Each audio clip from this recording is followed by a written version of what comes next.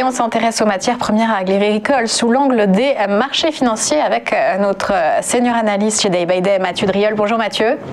Bonjour Aude. Et on commence avec vous avec un peu de café, alors précisément le Coffee New York.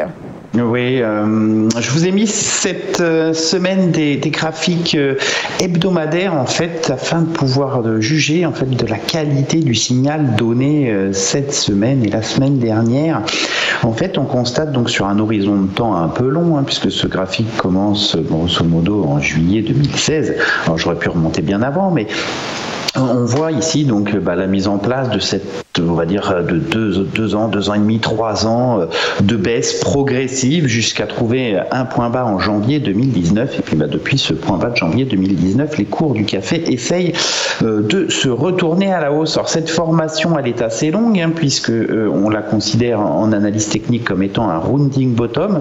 Cela veut dire que deux creux et sommets descendants, on bascule progressivement sur des creux et sommets ascendant, et le franchissement cette semaine de la résistance majeure à 143,75 qui avait déjà bloqué les cours, vous voyez, fin d'année 2019. C'était aussi un obstacle en juillet 2017. Eh bien, le franchissement de ce niveau confirme le retournement progressif de la tendance sur le Coffee New York.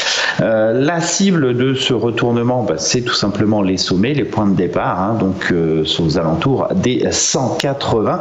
On a donc un potentiel d'accélération encore très net. On avait vu lors de la dernière émission sur le Robusta, c'était sensiblement la même chose. Il a donné aussi un signe de force à moyen terme. On est donc sur quelque chose de plus global, que ce soit sur toutes les matières premières et particulièrement sur le café qui était encore un peu en retard, qui est une des seules matières premières à ne pas avoir donné de signal haussier de retournement de moyen terme. Eh bien, c'est maintenant fait. On a donc un potentiel de hausse encore important pour les semaines à venir. Et on continue avec le blé.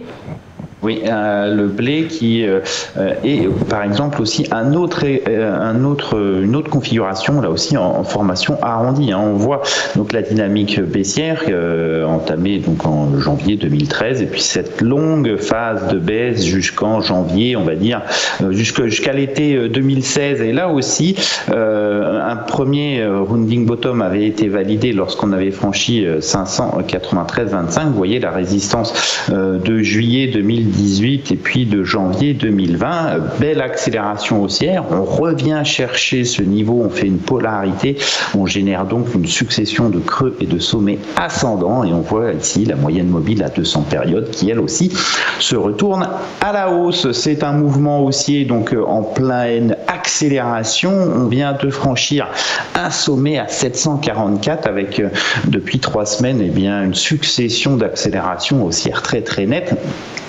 Ça traduit donc effectivement une confirmation que le blé possède encore un potentiel de hausse puisque là aussi ce rounding bottom doit permettre un retour sur les précédents sommets. Alors pas de façon forcément immédiate, mais en tout cas à terme, à horizon on va dire quelques mois, il n'y a pas de raison, critère objectif pour ne pas viser, on va dire, les sommets, les résistances de 2012-2013 entre 895 et 947. Là aussi, sur le blé, on a un potentiel de hausse et d'accélération qui est en train de s'exprimer et on retrouve cette capacité d'accélération, cette force de la tendance haussière sur beaucoup de céréales en ce moment.